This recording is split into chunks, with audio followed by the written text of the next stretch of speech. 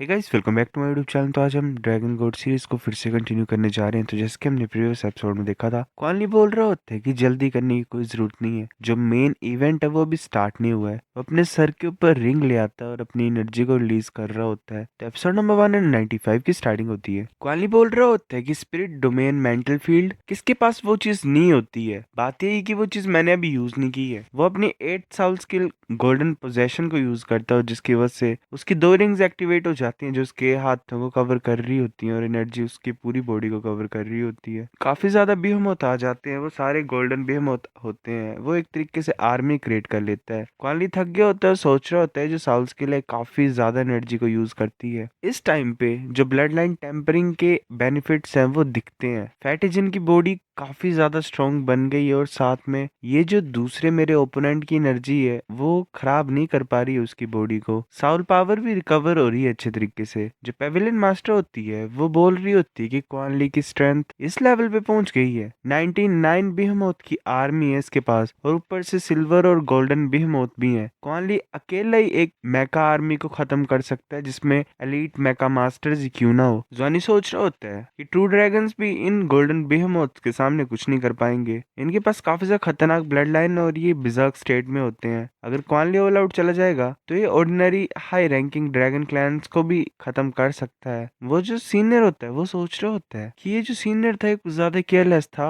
क्वानली के साथ फाइट करने के लिए तो मैं इसे रोकना पड़ना समनिंग करने से या फिर सामने सामने लड़ाई करने से, इसके मतलब इसके बिल्कुल ही सामने आके फाइट करना। अगर ये कल्टीवेशन के ऊपर रिलाई करते या फिर ऊपर आसमान से अटैक करते, धीरे धीरे उसकी एनर्जी को खत्म करते तो कुछ हो सकता है। इस सिचुएशन में फंसते नहीं सीनियर। और ऊपर से अगर सॉलिड ग्राउंड नहीं होता तो बिहेमोथ की जो आर्मी थी वो अपनी पूरी पावर को नहीं दिखा पाती। क्वानली पूरी तरीके से बिहेमोथ में कन्वर्ट हो रहा होता है, मतलब बिजर्क स्टेट में चला जाता है और वो सारे जितने भी उसकी आर्मी होती है वो उस अपने ओपोनेंट के अगेंस्ट में लड़ने चली जाती है। ऐसे तबाही मची होती है। बाकी सभी हैरान होते हैं और बोल रहे होते थे गुस्सा कमाल की चीज है। जो क्वानली का ओपोनेंट होता है वो नीचे गिर के बोल रहा होता है कि मैं गिव अप करता हूँ, ये कैसे हो सकता है। क्वानली बोल रहा होता है कि सीन ने शुक्रिया इस मैच के लिए। ऐसे जो प्रिंसिपल और टीचर होते हैं जवानियों के, वो बैठे होते हैं शिप में और बोल रहे थे देखा ये मेरा स्टूडेंट है। पेविलियन मास्टर बोल देती है कि नेक्स्ट मैच इनर को डिसिपल आगे आ जाओ। तभी एक इंसान आगे जाता है, बोलता है कि मेरा नाम टियान जेंगफेंग है, मैं फाइट करूंगा तुमसे। वो क्वानली के सामने आ जाता है, क्वानली के ऊपर अटैक करने लगा होता है। वो क्वानली के ऊपर नाइफ से अटैक करता है और उसकी चेस्ट पे कट मार देता है। जवानी बोल रहा होता है इतनी ज्यादा स्पीड। अब मुझे याद आया, सीनियर टियान जीफेंग एक सुपर डूला हुआ है। ये टॉप के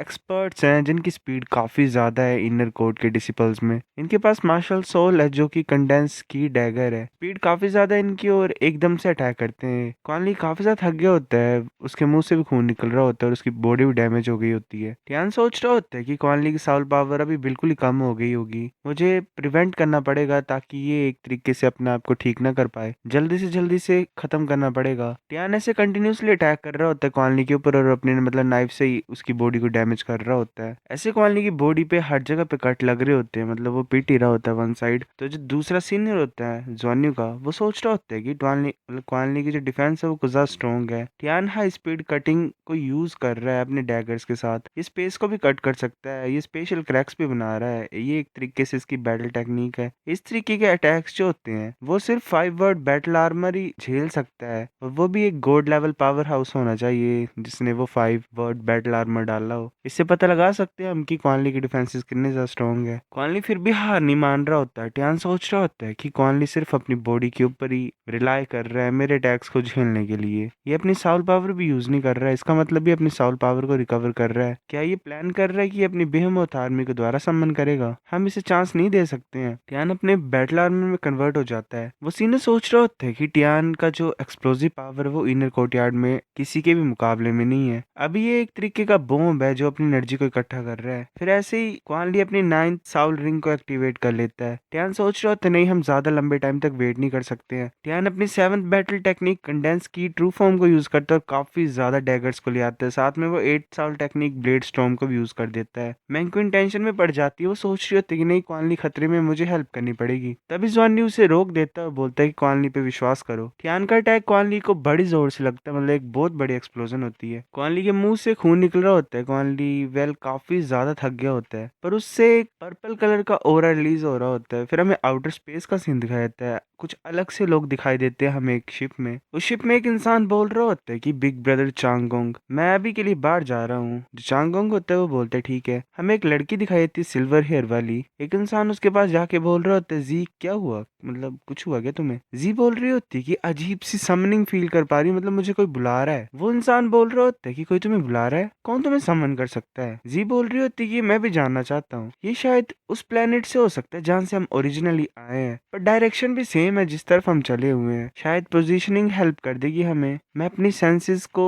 देती हूँ तुम्हें, मतलब लोकेशन एक तरीके से। बाकी गॉड किंग से तुम डिस्कस करना ताकि हम अपने टारगेट का पता लगा पाए। वो इंसान बोलता है ठीक है। हम बताया जाता है कि जितने भी गॉड किंग्स थे वो गॉड रेलम को लेके जा रहे होते हैं। वो रास्ता ढूंढ रहे थे, पर डिस्टेंस काफी ज्यादा दूर था। काफी ज्यादा अलग अलग चीजें जो थी यूनिवर्स में वो उनको रोक रही थी। वो एक तरीके से पिन पॉइंट नहीं कर पा रहे थे लोकेशन को कि उन्हें कहाँ पे जाना है। एक इंसान बोल रहा होता है क्या तुमने रिस्पॉन्ड किया उस समनिंग को जो तुमने फील किया? वो लड़की बोल रही होती है कि मैंने कुछ रिस्पॉन्स तो भेजा है, मैंने अपना ओरा भेजा है थोड़ा सा, वो उसकी हेल्प कर देगा। इस समनिंग से अगर हम अपने कोऑर्डिनेट्स खो देंगे फ्यूचर में तो मैं फिर उनकी समनिंग को यूज कर सकती हूँ लोकेशन का पता लगाने के लिए। वो इंसान बोल रहे होते तो सही है। मुझे बताओ कि सी गॉड कैसा है, क्या वो वापस नहीं आया है? वो लड़का बोल रहा होता है कि सिर्फ बिग ब्रदर चांगोंग ही जानते हैं। शायद सी गॉड कोई और तरीका ढूंढ रहा है या फिर उनके पास कुछ हो रहा है करने के लिए। एक और इंसान बोल रहा होता है कि वो सच में काफी ज्यादा कमाल का है, उसके बिना हम भाग ही नहीं पाते। ये अच्छी बात है कि जो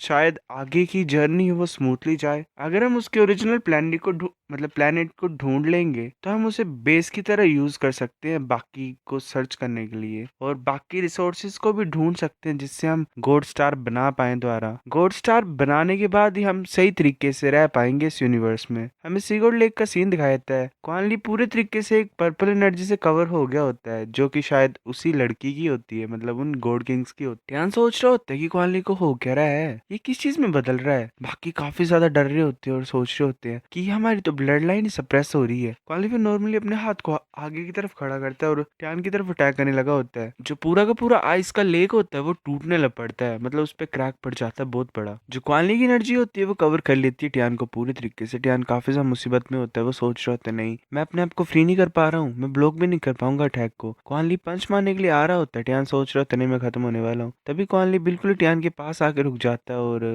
अपनी नॉर्मल फॉर्म में आके बेहोश होने लग पड़ता है। वो बोल रहा होता है कि ताकत नहीं रही मुझ में। ट्यान सोच रहा होता है कि मैं ऑलमोस्ट खत्म हो गया था। क्वान ली बोलते बोलते वहीं पे बेहोश हो जाता है। पेविलियन मास्टर बोल रही होती है कि क्वान ली थक गया और मैच से बाहर निकलता है, मतलब विड्रॉ करता है। ट्यान ज़िफेंग भी फेल होता है और विड्रॉ होता है। अब दोनों साइड नेक्स्ट ओपोनेंट्स को भेजो। ऐसे ट्यान ली थक गया होता है। मैंक्यून उसे पकड़ लेती है और बोलती है मुझे डराओ मत आगे से, ठीक है, मतलब ऐसे डराना मत तुम, क्या तुम ठीक हो? मैं तुम्हें अब हील करती हूँ। क्वान ली सोच रहा होता है कि मेरे पास मैंक्यून है तो सब ठीक होगा। मैंने एक फाइट में 2 को हरा दिया, सेकंड ओपोनेंट को मैंने नेक्स्ट टीममेट के लिए नहीं छोड़ा। मैंने 2 सुपर डूला लेवल पावर हाउसेस के अगेंस्ट में फाइट की है, तो इससे बुरा मतलब इससे अच्छा क्या ही होगा। पर पहले मैं अपनी 9th साल स्किल को यूज नहीं कर पाता था। ये शायद ये हो सकता है कि मेरी ब्लड लाइन टेम्परिंग की वजह से मैं यूज कर पा रहा हूँ, और अब मैं पूरे तरीके से बेहमत आर्मी का भी यूज कर पा रहा हूँ। इसने एक तरीके से दरवाजा खोल दिया मेरी बॉडी में। जब मैंने अपनी 9th साल स्किल यूज की थी ऐसा लग रहा है कि मैं कहीं पे कनेक्ट हो गया था। एक पावरफुल फोर्स जो कि काफी ज्यादा दूर है उसने चेंजेस लाए मेरी बॉडी में। शायद जो बेहमोथ्स हैं, और मुझे जो एनर्जी मिली थी वो कोई बेहमोथ के गॉड थे उनसे मिली थी। सिर्फ जो गोल्डन बेहमोथ किंग है वही कम्युनिकेट कर सकता है मेरे साथ। अब से मुझे हार्ड वर्क करना पड़ेगा और अपनी ब्लड लाइन को टेम्पर करना पड़ेगा। अगर जो मेरी ब्लड लाइन है वो गोल्डन बेहमोथ किंग के लेवल पे पहुंच जाएगी तो मैं और भी ज्यादा खतरनाक बेहमोथ्स को समन कर सकता हूँ। मैंकुन बोल रही होती है कि तुम हंस क्यों रहे हो, अगर तुम ठीक हो तो खड़े हो जाओ जल्दी से। लुफेंग का मैच है नेक्स्ट।